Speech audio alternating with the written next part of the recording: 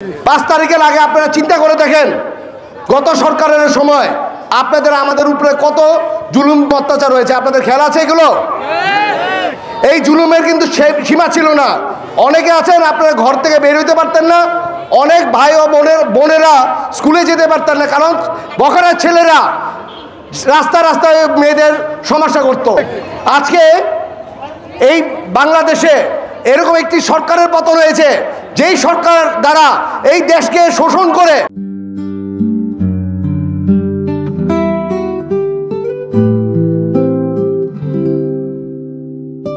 আজকে শুধু আমি রূপগঞ্জের কথা বলি, আপনাদের এইখানে উড়ে এসে জুড়ে বসছিল আপনাদের গ্রামে একজন,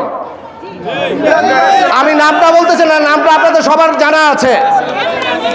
এর অত্যাচারে এর হুন্ডার বাহিনীর জন্য আমার মনে বাচ্চারা রাস্তায় হাঁটতে পারতো না। আজকে আমরা বলতে চাই আমরা সবাই মিলে এই অত্যাচারের জায়গা আছে সেইগুলি আমরা ইনশাল্লাহ ধ্বংস করে ছাড়বো। আজকে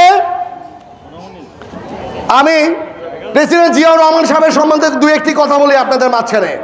উনি এমন একটি ব্যক্তি ছিল যিনি যদি দেশের স্বাধীনতা ঘোষণা না করত আজকে এই দেশটা স্বাধীন হতো না। আজকে জিয়াউর রহমান সাহেব এমন একটি লোক যে সবাই এমন একজন লোক যে দুইটাই সেক্টর কমান্ডার হয়েছিল। ওনার এত তীক্ষ্ণ বুদ্ধি অথবা যুদ্ধের অথবা সাহস এত ছিল যেটার জন্য দুইটা সেক্টরে উনি কমান্ডার হয়েছিল। আজকে আমরা এইখানে আছি এই দেশকে স্বাধীন করার পিছনে ওনার নাম সবার আগে আমরা স্মরণ করি, কারণ ওনার জন্যই আজকে এই দেশ স্বাধীন হয়েছে। আজকে আমি এখানে ভাই বোনদের উদ্দেশ্যে এবং মাদের উদ্দেশ্যে কয়েকটা কথা বলি। আপনারা যেইভাবে যুদ্ধ করে আজকে বাচ্চাদের স্কুলে পাঠাচ্ছেন, যেভাবে একটি বাচ্চাকে বড় করছেন, আসলে এটা অতুলনীয়।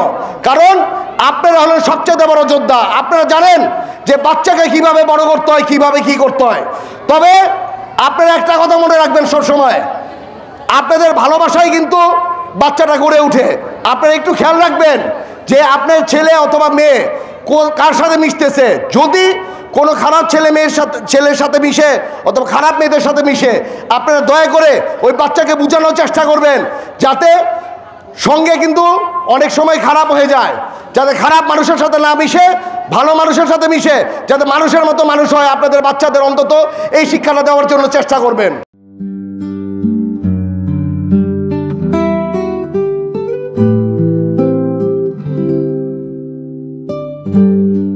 আমরা যারা বিএনপির মানুষ আছে, বিএনপি মনে আছে, আমাদের গার্জিয়ান কিন্তু বেগম খালেদা জিয়া আমাদের গার্জিয়ান। উনি যদি থাকে আমাদের মাথার উপর একটি হাত থাকে, এই ভরসায় আমরা অনেক কিছু করতে পারি।